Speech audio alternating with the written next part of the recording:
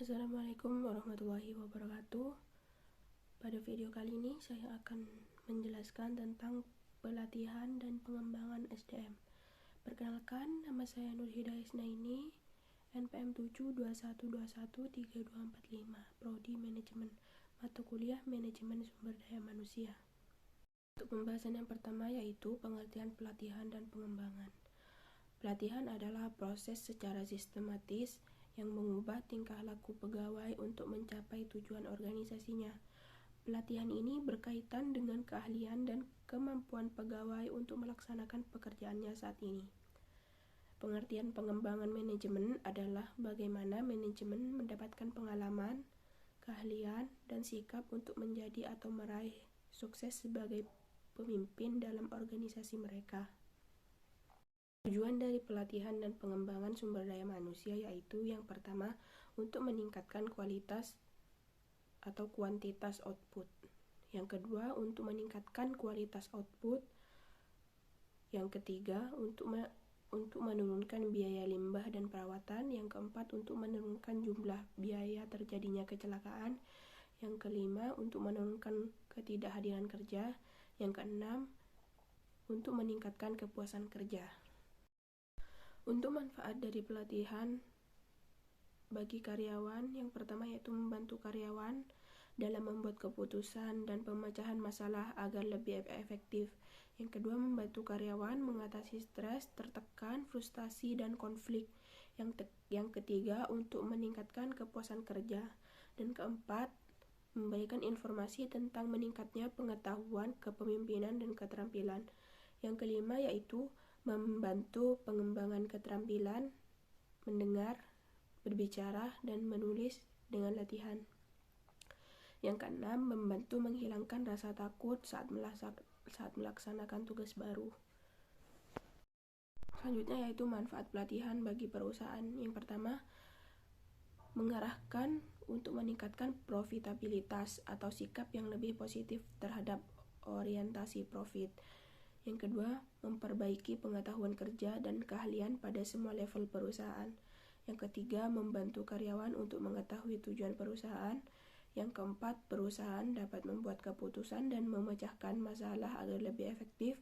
Yang kelima, membantu pengembangan keterampilan kepemimpinan, motivasi, kesetiaan, serta aspek lain yang biasanya diperlihatkan pekerja. Dan yang terakhir, keenam, membantu meningkatkan efisiensi, efektivitas, produktivitas, dan kualitas kerja perusahaan. Metode pelatihan dan pengembangan diantaranya yang pertama yaitu on the job training, di mana on the job training ini atau OT atau disebut juga dengan pelatihan dengan instruksi pekerja sebagai suatu metode pelatihan dengan cara para pekerja atau calon pekerja ditempatkan dalam kondisi pekerjaan yang real di bawah bimbingan dan supervisi dari pegawai yang telah berpengalaman atau seorang supervisor. Yang kedua, rotasi. Untuk pelatihan silang atau cross-train bagi karyawan agar mendapatkan variasi kerja.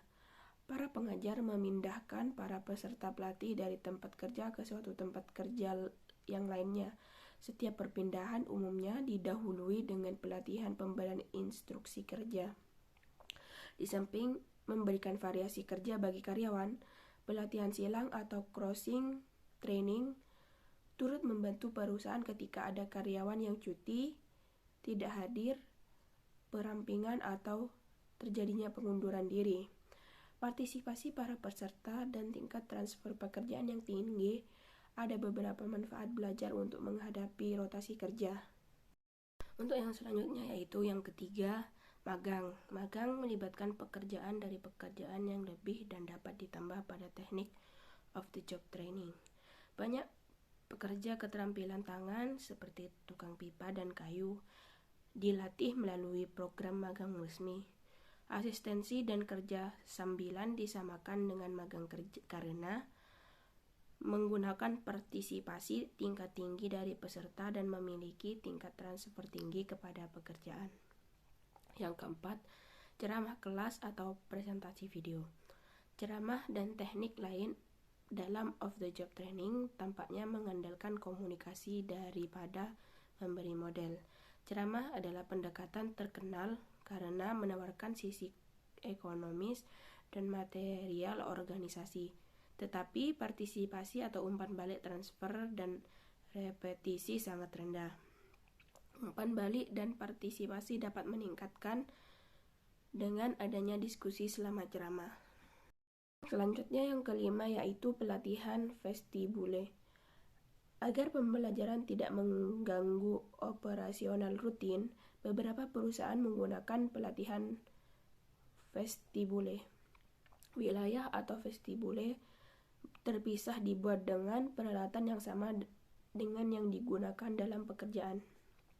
Cara ini memungkinkan adanya transfer, repetisi, dan partisipasi serta material perusahaan bermakna dan umpan balik. Dan yang keenam, permainan peran dan model perilaku.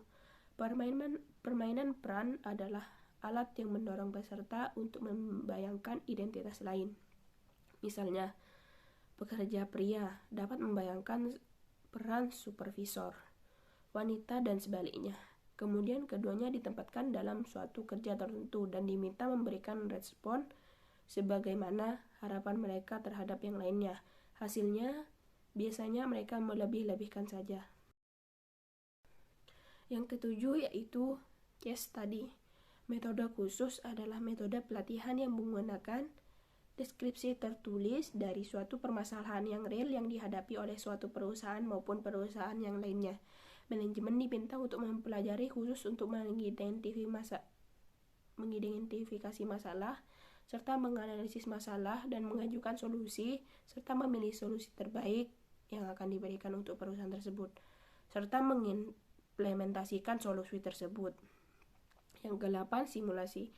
Permainan simulasi dapat dibagi menjadi dua macam. Yang pertama, simulasi yang melibatkan simulator yang bersifat mekanik atau mesin yang mengandalkan aspek-aspek utama dalam suatu situasi kerja.